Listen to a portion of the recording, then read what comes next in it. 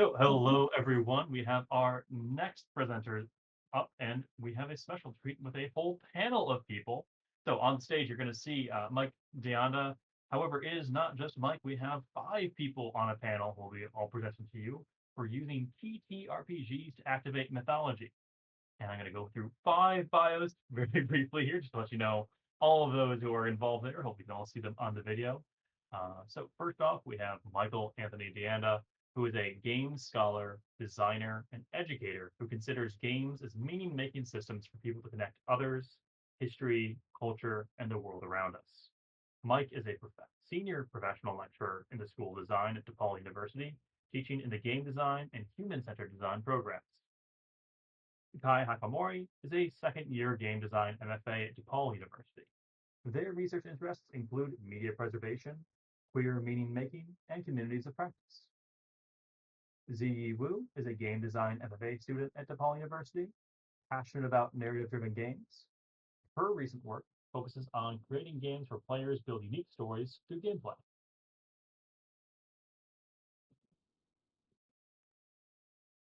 Alexi Ranhoya is a game design MFA student at DePaul University in Chicago. With a background in art, Alexi infuses their game concepts with whimsical and artful thinking.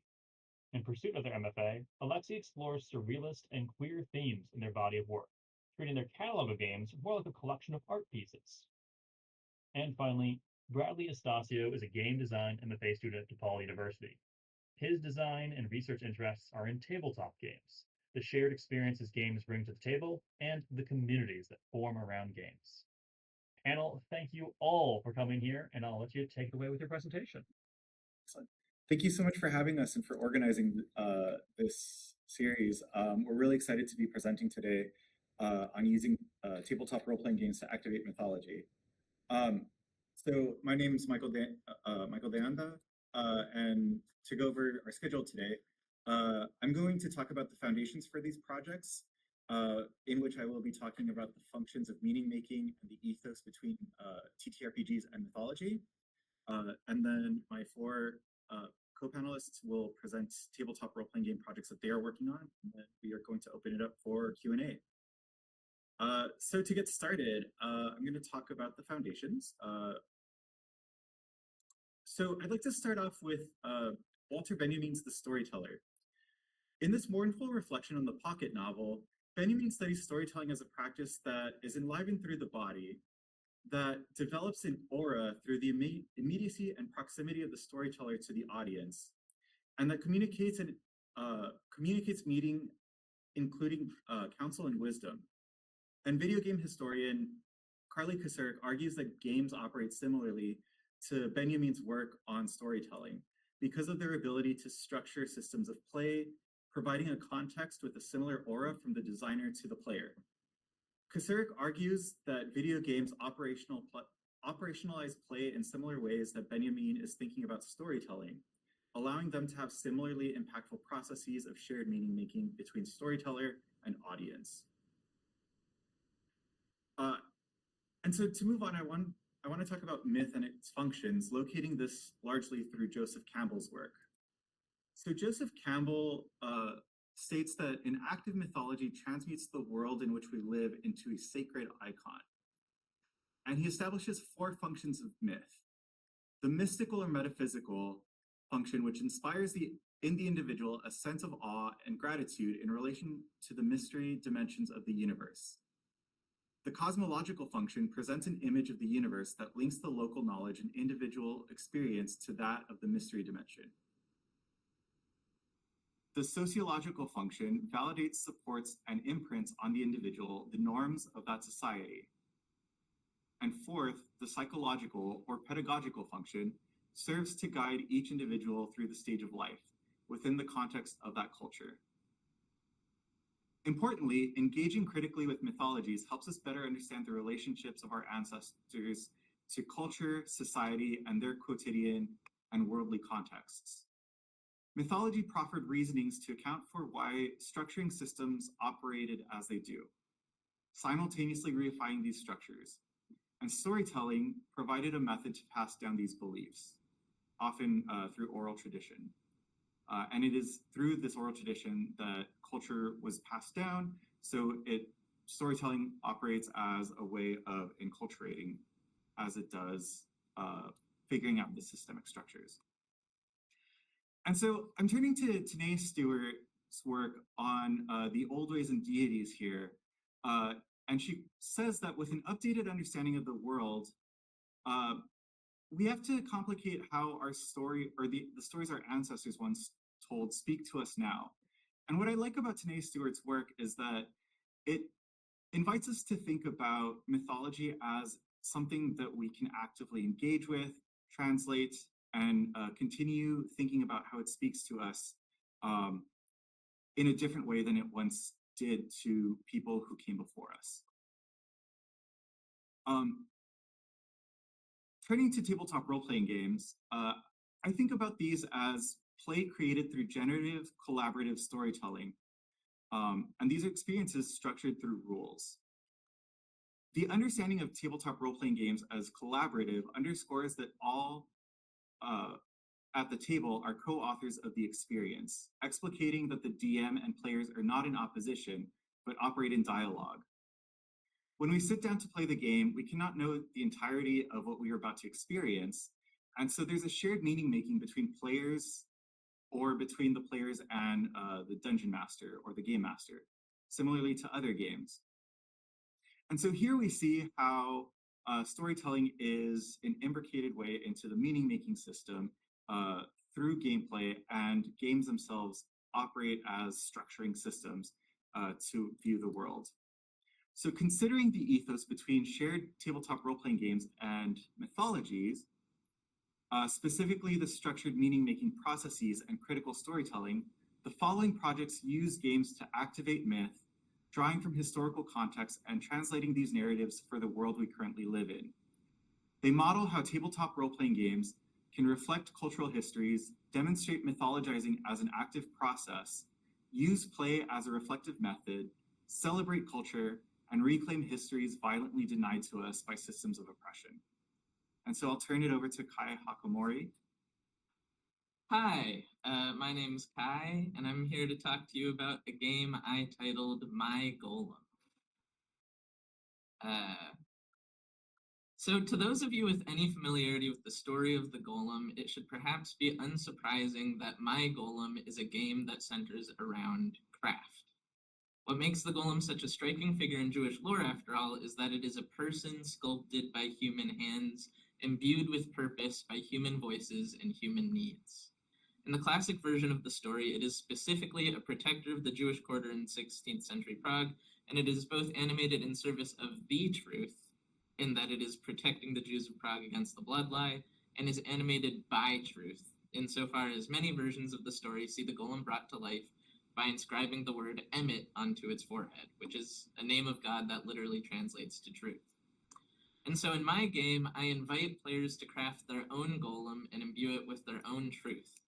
Depicted here is the first step in that process, crafting the vessel for their golem.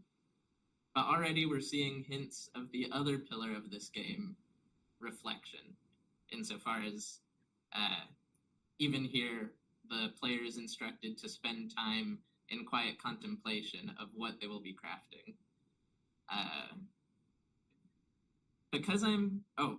And that reflection is important because I am specifically interested in encouraging the players to interrogate the truths that they hold dear and that they would see protected. And so my game is just as much about reflection and engaging in dialogue with yourself as it is about making figures out of paper and clay.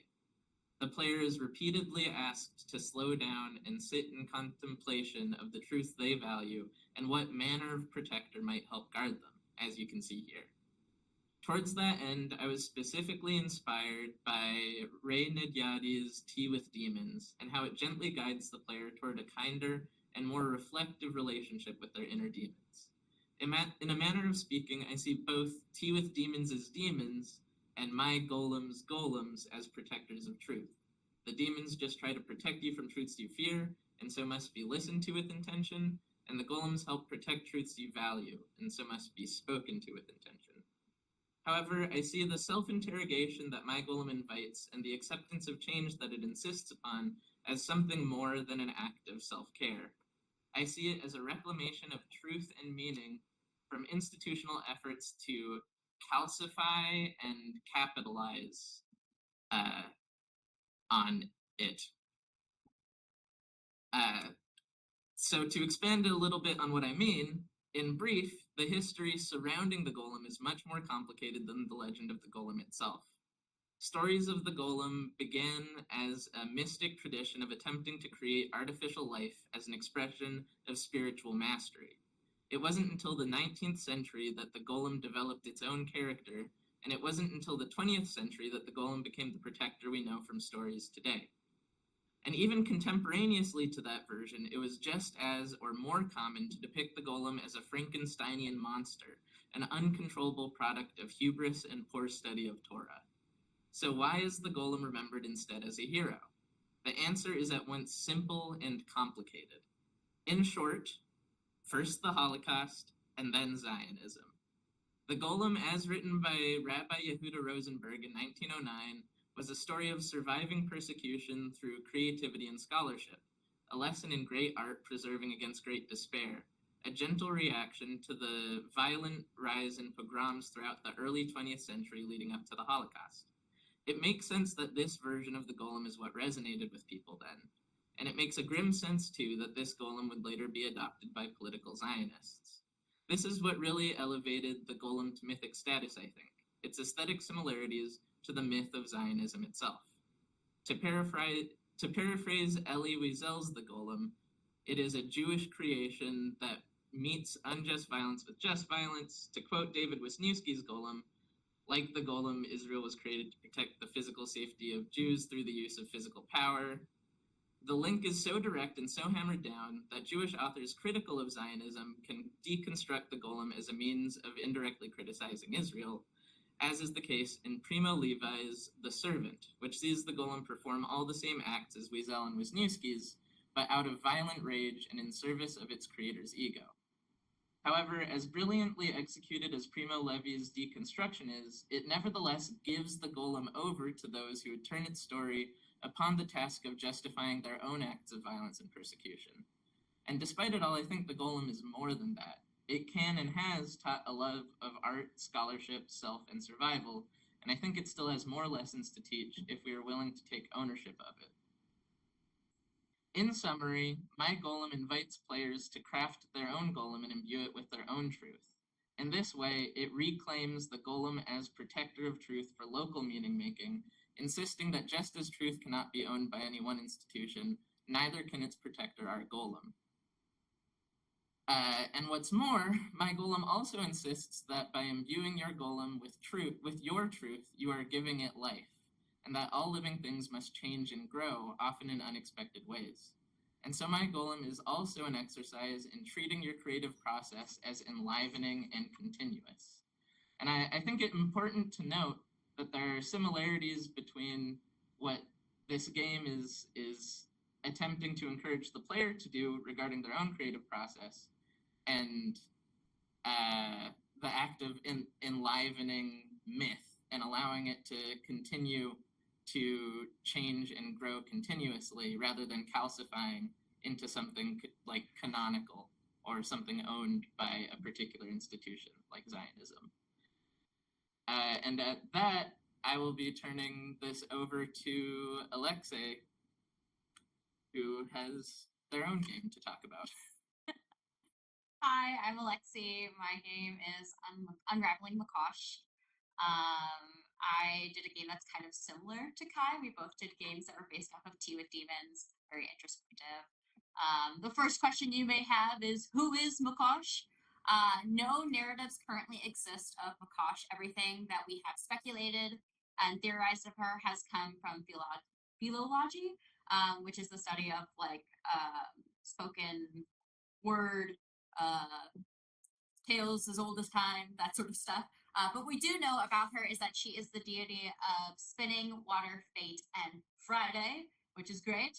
And many of Yugoslavia's folklore creatures are theorized to be traced back to Makosh and the villainization of women's craft, such as the domovoi and the rusalki. A lot of stories of Slavic folk tales back in paganism were stories of what we can assume to be naturalistic things that happen in the world. We assume that Makosh created the world and spins your fate when you are born with a single thread. But once Christianity took over in Yugoslavia, most relics and other items associated with Slavic paganism were destroyed. There was one statue left of Makosh in like the middle of a forest. And so stories of her turned into like in women's weaving huts. They would say that there was a domovoy is kind of like a house sprite, a house gnome, if you will, but has evil intentions. And so there always had to be a man in the spinning room in women's crafting spaces. And Rusaki are kind of like sirens, where they live in the water and they drag you down to your death. So Unraveling Makosh is a solo divination TTRPG that explores the complexities and uncertainty surrounding the pagan Slavic deity Makosh. Most of Slavic paganism has been erased by early Christianity, leaving us to try to find meaning in the abstract of these deities. In this TTRPG, we call upon Makosh to guide us in weaving an amulet to uncover our own past and to see what we may be overlooking in order to grow. So how the game works. I made this game following sort of Tea with Demons. I wanted it to be introspective, but kind of like post-introspective of like your past. So you draw 10 tarot cards. Those tarot cards relate to pieces of fabric or yarn, any sort of fiber that you have. And then you tie them together, and then you put them through a cardboard bracelet loom. And then you begin rhythmically weaving an amulet. It could be a bracelet, it could be a necklace, it could be anything you want it to be.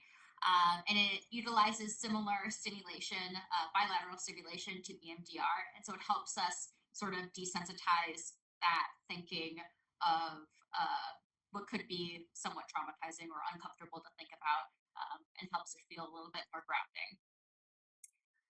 Why Makosh? I was really inspired by the book With Her Own Hands by Nicole Narig, which came out last year. I read that in tandem with taking Mike Danda's class. This is a book about, it's a bunch of biographies of women who weave, knit, craft, and the sort of celebration of that. I knew coming into this class that I wanted to do something with weaving. I didn't know who, what, when, where, why I would do that with, but it sort of brought me back to my Yugoslavian roots with Makosh. And I uncovered so many, trying to dig and find information about her really inspired me that I could use that lack of information and turn it into something that we create our own information for. Weaving is a super powerful tool as well. We should be crafting more, and I think that I wanted to create something that had a pretty low entry to, that didn't feel as nerve-wracking as knitting or crochet or anything that was too intense. So bracelet looming was a really easy option for that, because it's rhythmic. Once you get into the flow of it, it sort of comes out. Another reason why I made this was Slavic paganism has been co-opted by right-wing politics in Eastern Europe, but conveniently not Makosh. That's probably because she's a woman.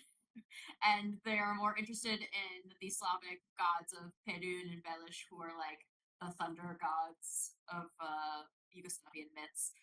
So this allows me to sort of take back something before they get their greedy hands on it. And another important thing is that we can keep stories alive. I'm really sad that there is no story of Makosh, but through my game, I think that we can enliven and keep her alive and with us as we create, and keep our amulet with us as a reminder that she is always there spinning something for us. I'm now going to pass it on to Z. Here you are.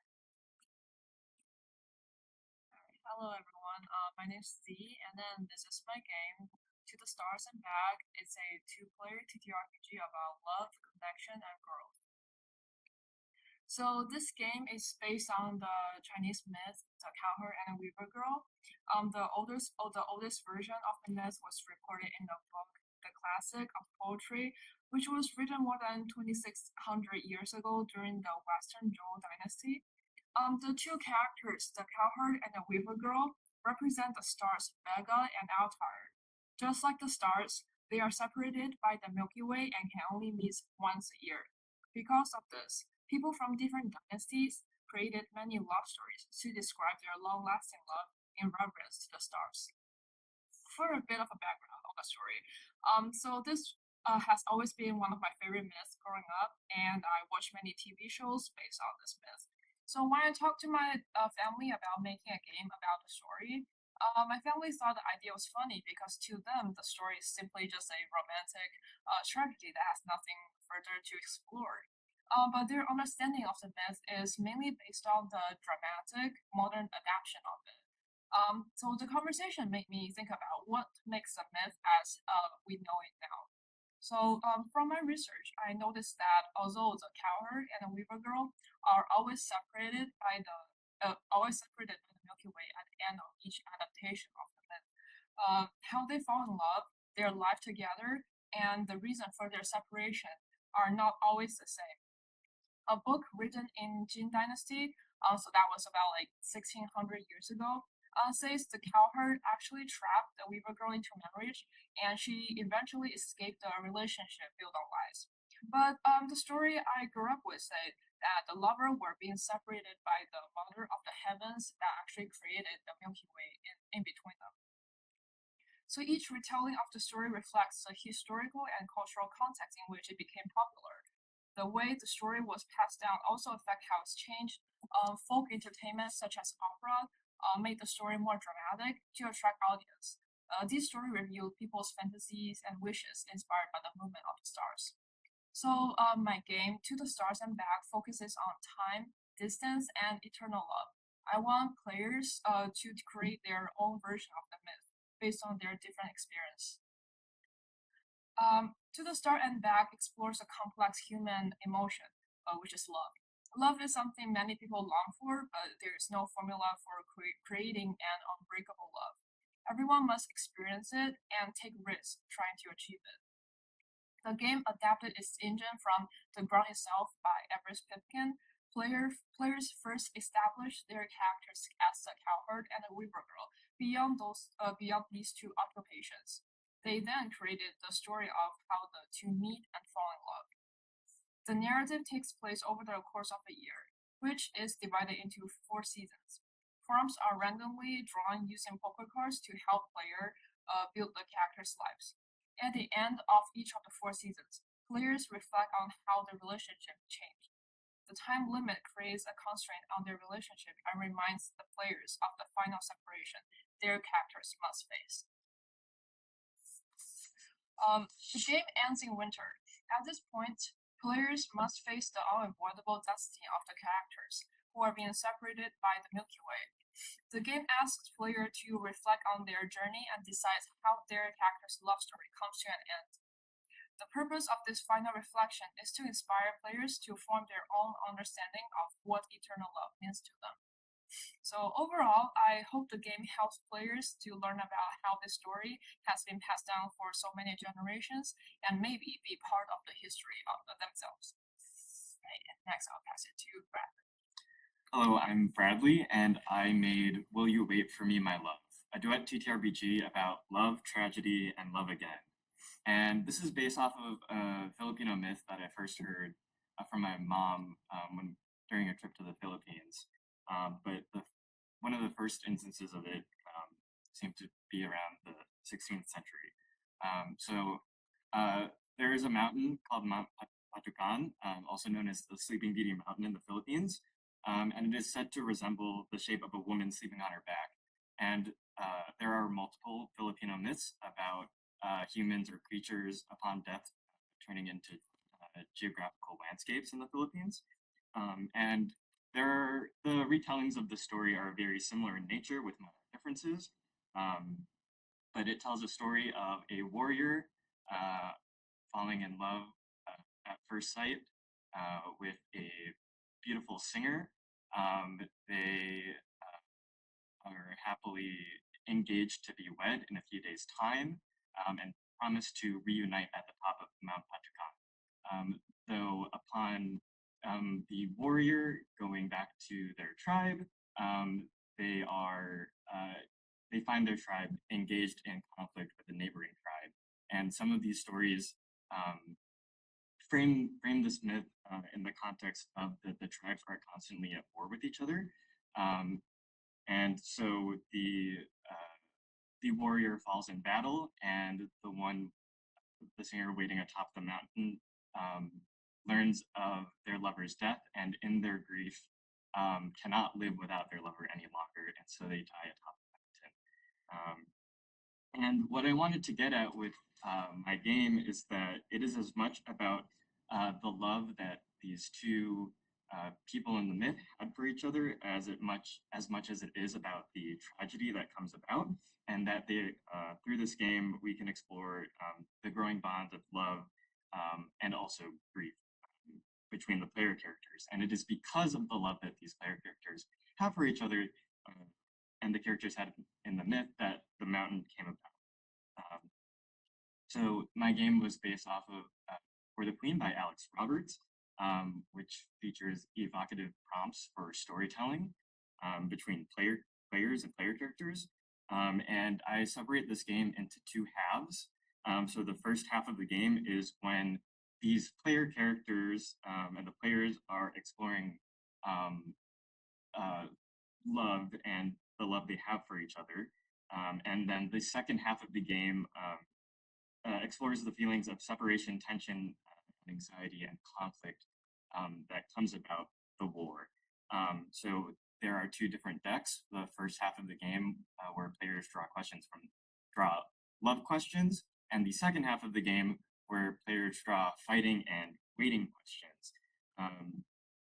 And through the rules of the game, I tell them that they live in a place where people are constantly in conflict with each other and that war can break out at any moment. I also tell them in the rules that they are fated to die, just as in that they do in the myth. And I do this because I hope that through knowing their fate, that they might answer these questions more purposely, but also when faced with imminent death, how do we navigate the feelings of love and separation when knowing our fate, especially in the latter half of the game when one of them is fighting in a war, essentially.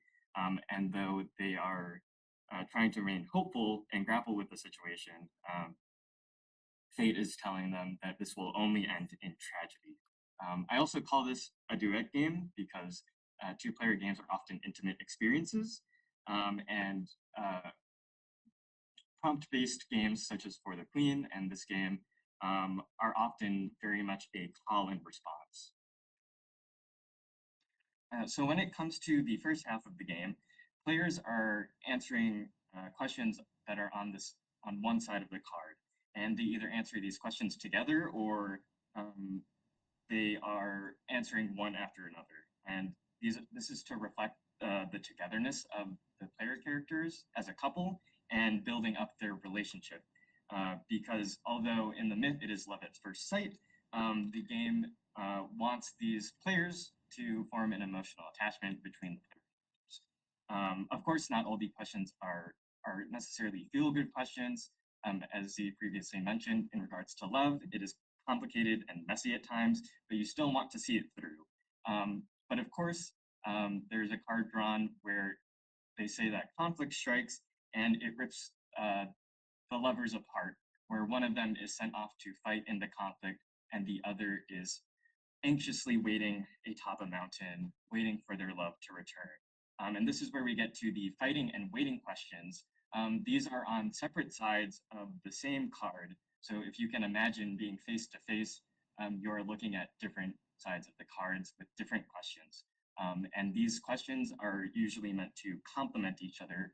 But of course, the physicalness of holding the card in front of you is also meant to further represent the separation that the player characters have with each other. Of course, some of the prompts are heavy, but they also try to remain hopeful as the lover waiting atop the mountain does. But of course, they are both powerless in what they can do in their situation and cannot do much to fully reunite.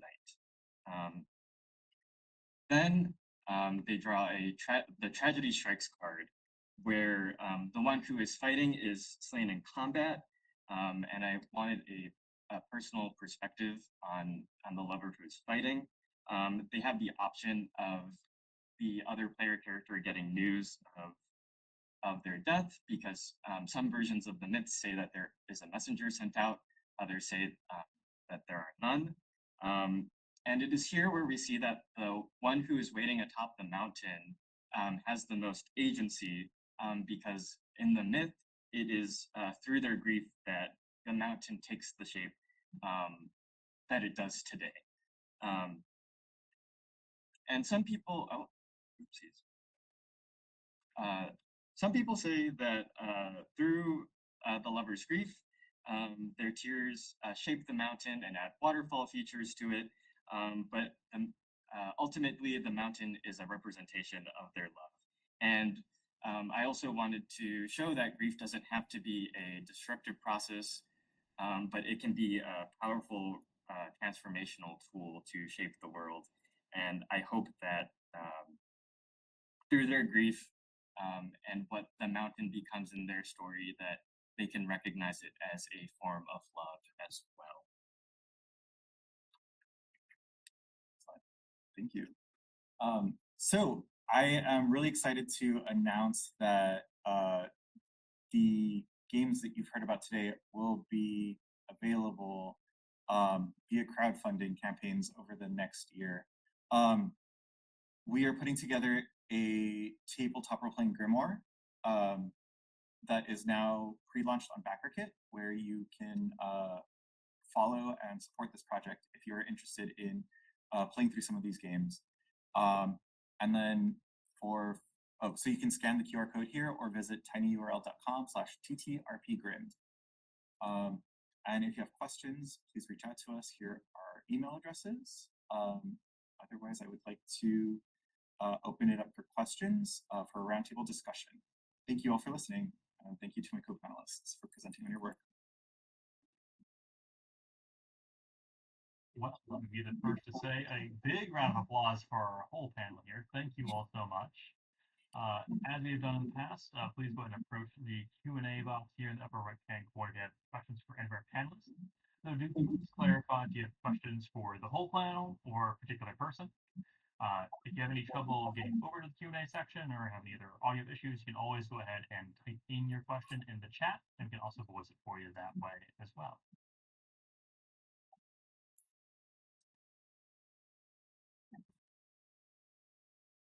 It seems we already have somebody here with a question, so I'll let you go ahead and take it away.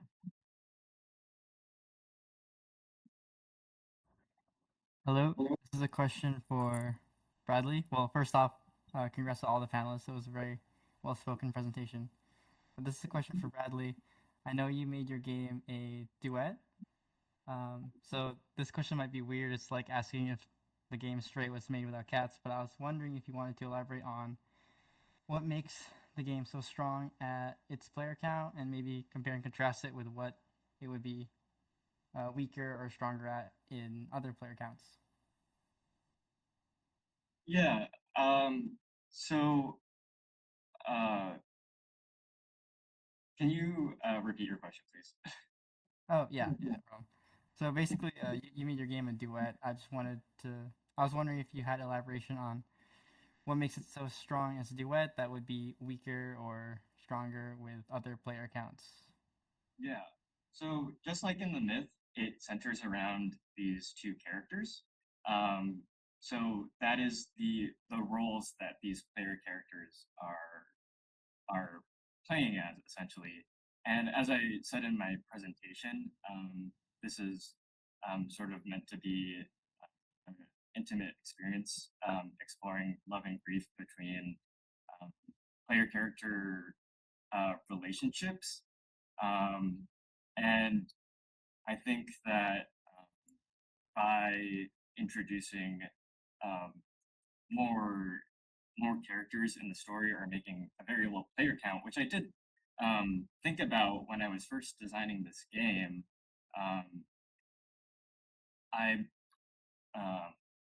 I just thought that this like the face-to-face closeness between two players ultimately like strengthens and reinforces who the story is about with the myth. That makes sense. It seems like the intimacy is kind of a key aspect. Thank you.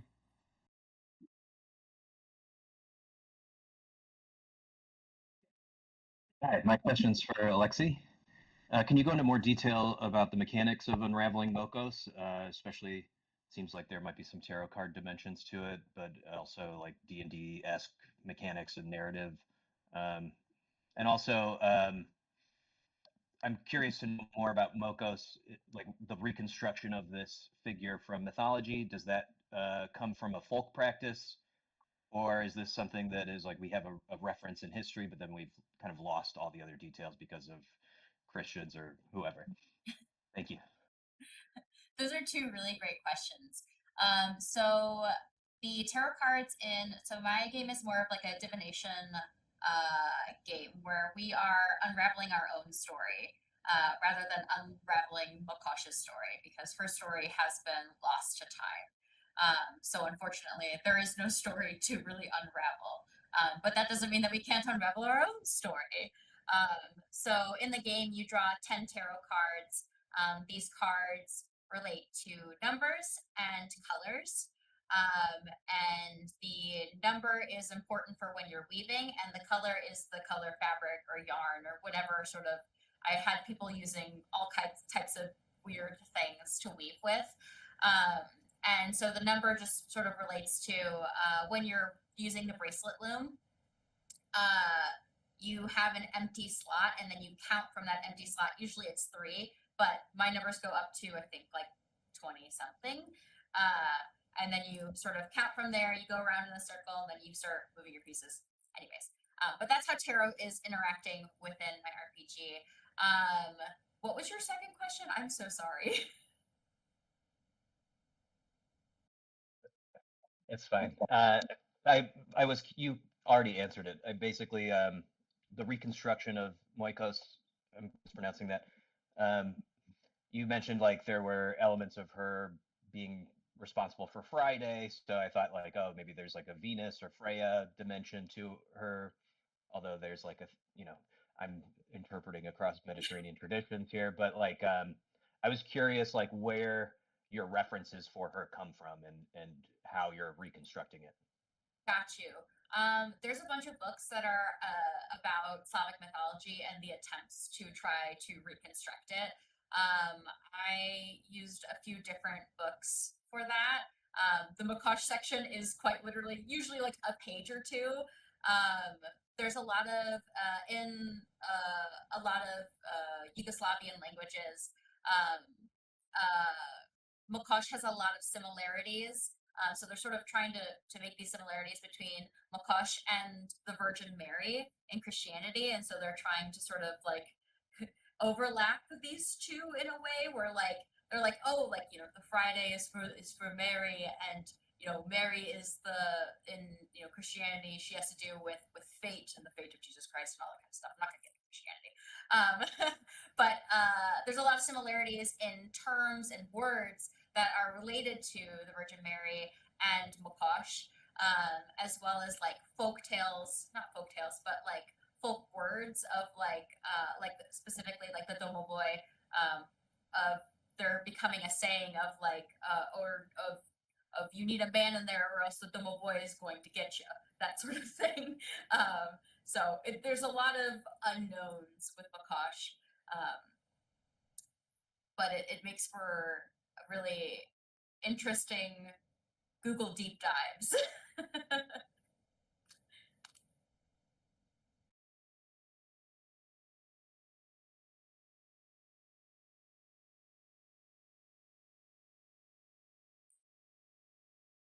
Do we have another question coming up here? If you do, please go ahead and approach the Q&A box here.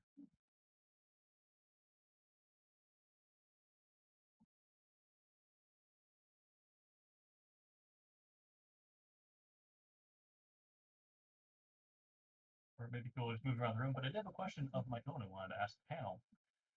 You all developed your own games, and this is all part of the class. Did you find inspiration from each other, or like how did you incorporate other people in the process? Who wants to talk first? Don't look at me. I'll go first. Yes. This class was fantastic. This was amazing. I mean, I found so much inspiration from my classmates.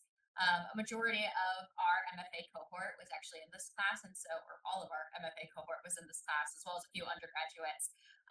But constantly being inspired by the people around you, constantly sharing ideas.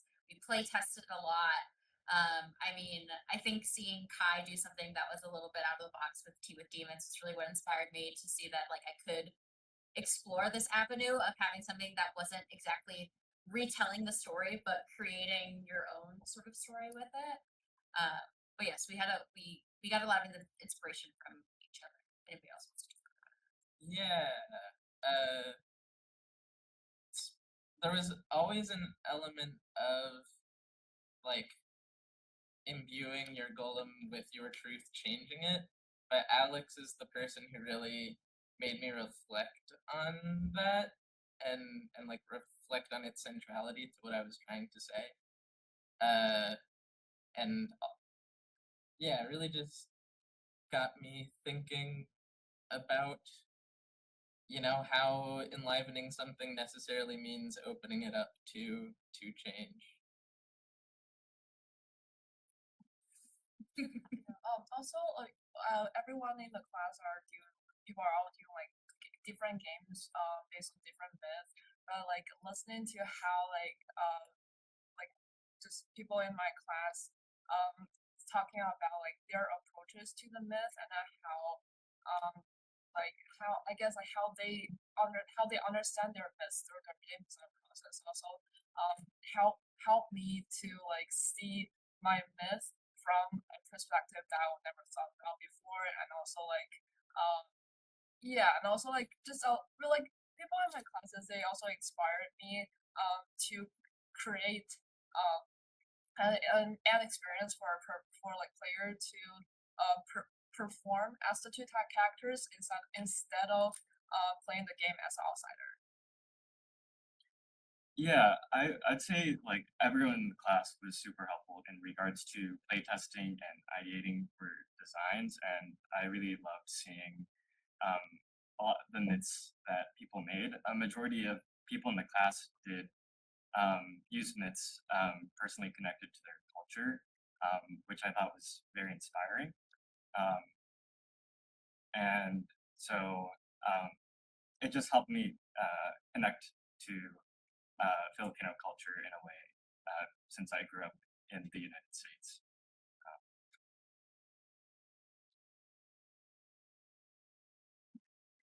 And just to specify, the class itself is entitled Ritual, Myth, and Games.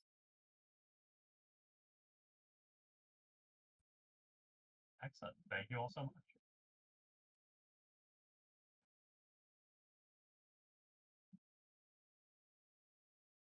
Again, I'll invite anyone else who has questions to please approach our Q&A section here.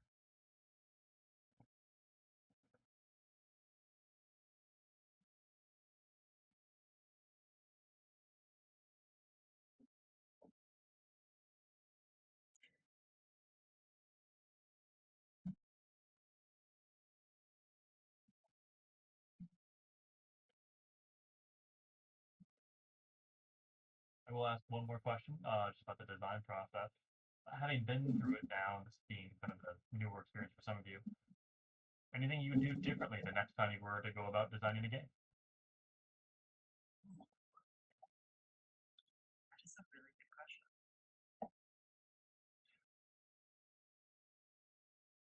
Oh, I guess I could start. Thinking about like space on cards. I mentioned that there's 2 question decks in my game, and that the fighting and waiting question decks are 2 sides, are on different sides of the same card.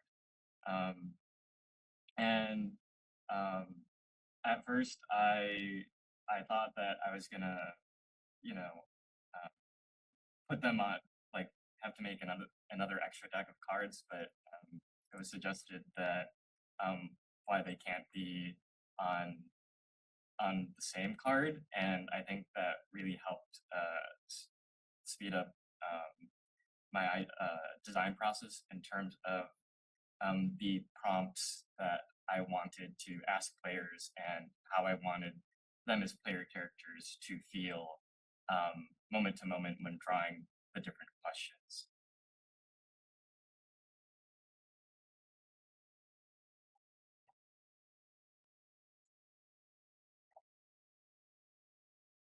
I think maybe if I were to do it again, or do it again makes it sound like it's over. It's a continual process, and we're still developing them. But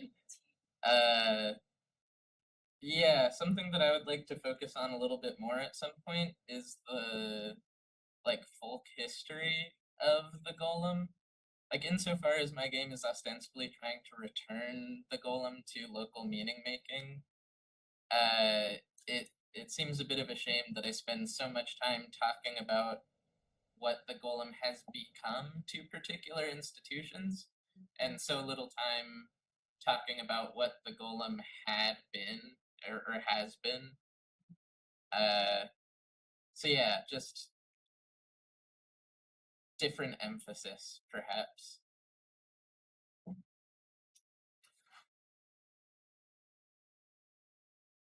As for my game, I think what I'll continue to be working on is to prompt the player. They need to develop their own characters based on the characters from the myth. I want to encourage players to explore more about what those people can be beyond the occupations based on their personal experience. Because we don't have cowherd work. Yeah, people see weave, but we don't normal. People are not really familiar with the whole cowherd and the weaver girl lifestyle anymore. So I would like to tailor it more to players' experience. I think if I were to do mine differently, if it wasn't for a class setting, I think I would have extended it to doing more closely related to. I was really inspired by a bunch of knitting RPGs, which was really cool.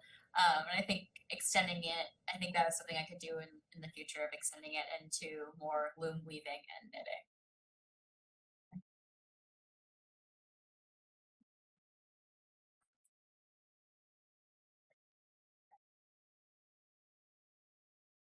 Terrific. Well, thank you all so much. Go ahead. Thank you. Thank you. And then just the last call here for any other questions.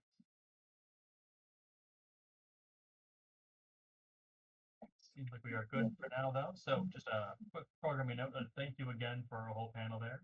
On our schedule here, our next presentation is going to be starting at 3:45. Because we have a break scheduled here just to start about 3:30. So we'll be starting that a little bit early here. So please get up, walk around your physical space or wherever you're connecting in from today, and also feel free to explore the digital space and talk with your fellow conference attendees here. It's for a chance to use some of the little game areas in the bottom right, or check out some of the games our panelists talk about. And was it I forget the funding Kickstarter thing you guys had. If you can say that again, please plug yourselves. Oh, yeah. You can find it at tinyurl.com/ttrpgrim. I will put it in the room chat too. Excellent. Thank you so much. Thank you. Thank you. Also, it's Z's birthday. Happy birthday, Z.